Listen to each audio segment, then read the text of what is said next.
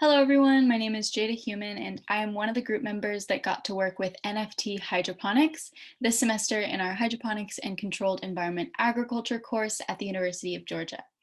So for starters, I'm going to be talking about what NFT hydroponics is. So NFT is a system of hydroponics, and for those of you who might be unfamiliar, hydroponics is a method of growing plants in nutrient solution rather than in soil. So NFT stands for Nutrient Film Technique. And as you can see in this top right photo here, this is because there is a constant film of nutrient solution that is being run over the bottom of the root system. And the roots are not fully submerged in water so that they are still able to uptake oxygen. This is a recirculating system, so it requires less inputs such as fertilizer and water because the nutrient solution is constantly being pumped through the system. Because of this, though, a big issue that you can face with these systems, especially on a production level, is pump failure. Because the pump is what's transporting the water to the plants, if the pump malfunctions, the plants would go without water and eventually die. So you want to make sure that your pumps are working. Another issue that NFT systems can face is clogging of the channels because the channels are angled at a downward slope so that the water can travel down by means of gravity. But this also means that occasionally roots might get tangled up in there as well and clog the system. So you want to keep an eye on the roots. As you can see down in this bottom photo here, the roots of lettuce can get fairly long, but overall, lettuce is a crop that is known for having a shallow root system, which is one of the reasons that it is used for NFT systems. So the crop that we chose to use for our experiment is butter lettuce. And lettuce in general is a very suitable crop for NFT hydroponics because of its short growth period, its compact size, and its small root system. These three aspects make it a really suitable crop for NFT hydroponics, as well as other crops such as leafy greens and herbs.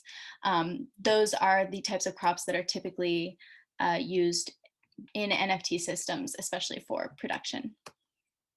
The goal of our experiment was to see whether or not the temperature of the nutrient solution had an effect on the growth habit of the lettuce. Coming into this, we didn't really know whether or not, a warm temperature would increase growth or decrease growth, and whether a cold temperature would increase or decrease growth. So we really were just interested and curious into observing what effects that the temperature did have on the lettuce.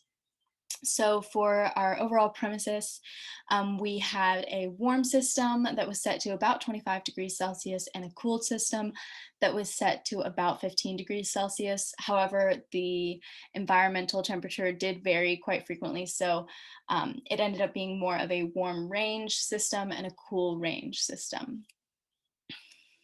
As for the system setup, we washed all the channels with a pressure washer and then set them up in the greenhouse and rinsed it down once more with the hose. And then we started setting up the system with some equipment like PVC pipe and rubber tubing. We also had to use some specific equipment. This right here is the NK1 Little Giant pump. We had two of these along with two of these red buckets that served as our reservoirs. For each system, we also had two of the aqua or active aqua chillers, one chiller for the cool system and one chiller for the warm system, along with a water heating rod. So the warm system had the cooler and the heating rod to keep it within the desired range, and the cool system just had the cooler or the chiller. As for the lettuce, the seeds were germinated in rock wool, and then they were pretty much ready to be transplanted. We turned on the system, made sure that the water was flowing and that everything was working properly, and then we transplanted the lettuce in once it was big enough. So then we moved on to our day-to-day activities, which my group member Kirsten is going to talk about. All right, and now we get into the day-to-day operations of our system. That includes adding water, fertilizing, measuring the height, width, pH, EC, temperature, anthocyanin, and chlorophyll, as well as monitoring plant growth and health and checking for leaks. So for adding water, we would use 5-gallon buckets and just dump it into our water reservoir. And our fertilizer goes hand in hand with that. So it's 3 grams of fertilizer per 1 gallon. So we would multiply the number of buckets we used by 5 to get how many gallons, and then multiply that by 3 to get how many grams of fertilizer we need. And we took our height and width measurements Wednesdays, and everything else was Monday, I believe. All right. All right, so this is mainly the picture part of the presentation. There won't be pictures for everything because that would take too much time, so I'm just going to be hitting the main points with this. So right now we have February 23rd, and this is where we start planting our seeds for our second round of crop rotation. Then here we have it on February 28th when they've started to germinate and grow a little bit. Now we have March 16th when we transfer our first round of crops into the system. You can tell that they're fairly new because of how tiny they are and how they're not very established with the system yet. Here, March 23rd, plants are still pretty small, but they've grown a bit. Oh, my picture is in the way of this. We start to see issues. Like here we have raised bumps on the underside of the leaves, and we have fruit issues. I will not discuss that now. That is something Zach will discuss later on in his parts. And here, March 28th, we start to get sort of a white residue on our plants, and we start to freak out, thinking the worst things imaginable, and it turns out it's just salt deposit. So no harm to the plants, like perfectly normal. March 30th, as you can see here, there's still the white residue growing on the plants, and the root systems are starting to look even worse. But looking at the pictures, the plants are very grown and established, and they look good. April 4th, as you can see here, we have little black dots on the plants, which is something we were definitely concerned about. But this picture on the left, the lettuce looks very big and healthy, so we are happy with that. But then looking at the picture at the bottom right, it's amazing to see the difference in the two sides, how all the lettuce on the left looks so small compared to the lettuce on the right. All right, and now April 13th, our harvest day for the second group. This one does not go as well as our first one just because of all the issues we've had with disease, pests, and stuff like that.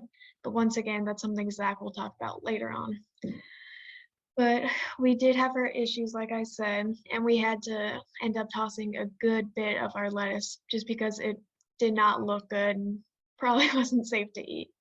But we still were able to harvest a good bit, as you can see in this picture here. Okay guys, so as I was going back through our video editing, I realized I made a slight mistake. These pictures are actually from our second rotation of crops, not our first one. We decided to focus mainly on our second round since that was heat versus cold. And it would take too long if we talked about both our first and second rotations. That's all. That's my mistake. This is from second round. And now on to Zach's part. I'm going to talk about some of the issues we encountered along the way because it wasn't always green growth and healthy looking plants. And our issues started as early as transplant day, where we noticed that as we brought out the trays with germinated seeds, a lot of the plants had a very variable size. So there was very small plants and very large plants. And when we transplanted in some of these smaller plants, they showed significant signs of wilting after a few days. And we believe that this was because they had probably undeveloped roots, or perhaps the transition was too harsh for the smaller plants. But thankfully, we had prepared a lot more seeds than needed. So we were able to transplant in some new plants, and they were able to survive and do well. Starting on March 23rd, only a week after the transplanting process, we began to see some odd symptoms, starting with some raised bumps on the underside of leaves, along with yellow spotting on the tops of leaves.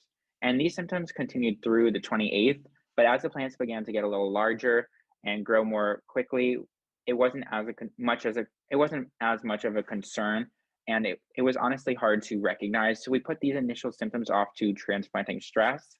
However, In the cold treatment specifically, starting on the 23rd, we started to see a stunning in root growth and a darkening in the color of the roots. And our initial thought was, uh-oh, Pythium, because there was something causing dampening off in the roots, and these roots would die to necrosis and be washed down into our system where they were caught in our net catcher. So starting at from a very early point in our experiment, it was a point of concern all the way through till when we harvested.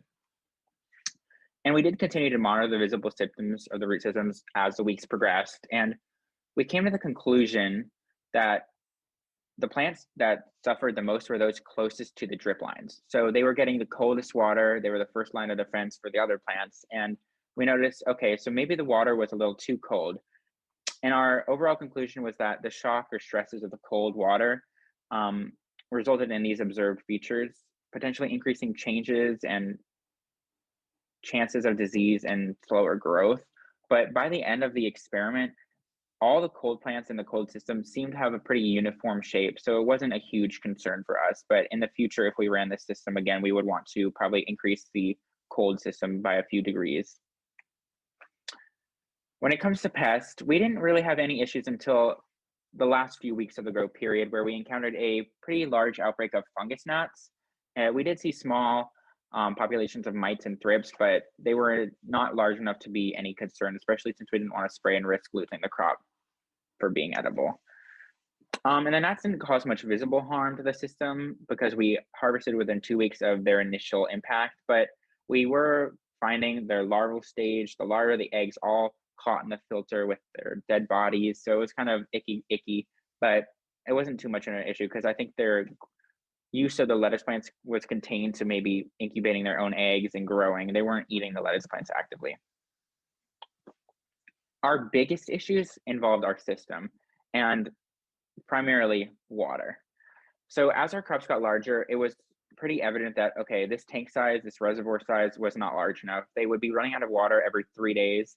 We'd have to refill the 50-gallon red pails by those 3 days, or the pumps would be pumping air and they would break. So we would recommend an upgraded tank size. And apart from that, the plastic piping that supplied the trays with the water solution had many leaks and clog issues. So we had to completely redo and scrap the initial piping. So we got new pipe connectors installed with plastic tape wrapped to seal the connections. Around here, you can see we had to punch all these new holes and put in these pieces for the pipes to the trays to go into. So we had to seal it up pretty well with plastic so it wouldn't leak. And we also installed a end flow opener, allowing us to relieve pressure and wash out and all the debris that could have been accumulating in the lining. So it prevented like debris from building up in this smaller tubing that would be more likely to cause clogs.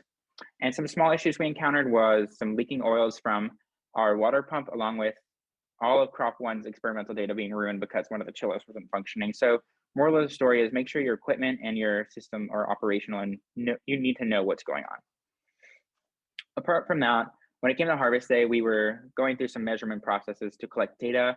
We did root and shoot measurement for wet and dry weight and preparation of a liquid to measure the soluble solids when comparing the cold and warm treatments. And we weren't able to get all the roots to weigh for the wet and dry weight because a lot of it was torn off in the trays because the roots were so long. You can see a mass here is what, when we were cleaning out the system, we were like, oh, wow, there was a lot still stuck in there. So that could have some impacts on data. Okay, so I have tons of graphs to show you guys today, and I kept them in the same format, so they're pretty simple to comprehend. But if you would look at the vertical axis, you'll see what type of measurement we took, and then the horizontal axis shows our date of measurement. So just to preface, every Monday we took general measurements such as height, east-west, and north-south, and then every Wednesday we took an anthocyanin and chlorophyll measurements. So as previously stated in our study, we used a temperature control of a cooler bout on the left-hand side of the system and a warmer bout on the right-hand side. And at the end, we also drew up graphs for a comparison of fresh and dry weight between the roots and shoots of both the cool and warm systems. So I'll go ahead and just click through so you can see our results. So first we have anthocyanin. You can see between the first 3 dates, it's pretty consistent. And then once it gets to the last date, we had a huge shoot in our average for the cold side. So this was pretty interesting and an important thing to note for later. And then as far as chlorophyll, It wasn't as black and white, but you can still see that the cool averages were pretty notably higher. And then once we get to all of the height and east, west, and north, south measurements, the warm side averages were actually higher. And this is pretty interesting because by our second harvest, you could see a very visual difference between the cool side and the warm side. And we actually had to harvest quicker because our warm side was about to bolt. It was growing so compact and so large. And then the cool side was very inconsistent in sizes. And we actually had a lot that didn't even make it past this size. So we're thinking that the warm side had all of the higher measurements because for some reason the temperature difference was forcing our warm side to grow faster to where it was overcompensating in growth. And then therefore we had lower nutrient levels, which also coincides with our anthocyanin and chlorophyll and also our TSS measurements. So you can see here, warm side is still pretty consistently higher. Same thing for our east-west. Okay, and then getting into these graphs, they're a little more complex. So we did have 2 harvests, which you guys know in class, but we decided to just cover harvest 2 in this presentation, and then we'll note harvest 1 in our lab report. But we just felt as though harvest 1 acted more as a control because our temperature systems weren't working yet. So we really just got to see how we could grow NFT lettuce. So it was a good experience, and it allows us to have something to compare our second results to, because as we mentioned, we did have some problems. So as you can see, harvest 1 happened on 3/2, and then harvest 2 happened on 4/13. And then also, as you can see on the graph, the roots are in the yellow and the shoots are in the green. So I'll give you guys a second on this one.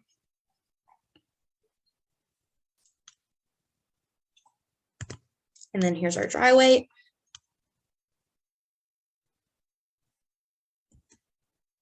All right, so in conclusion for my portion, cool side had a substantially higher anthocyanin, chlorophyll, and TSS results.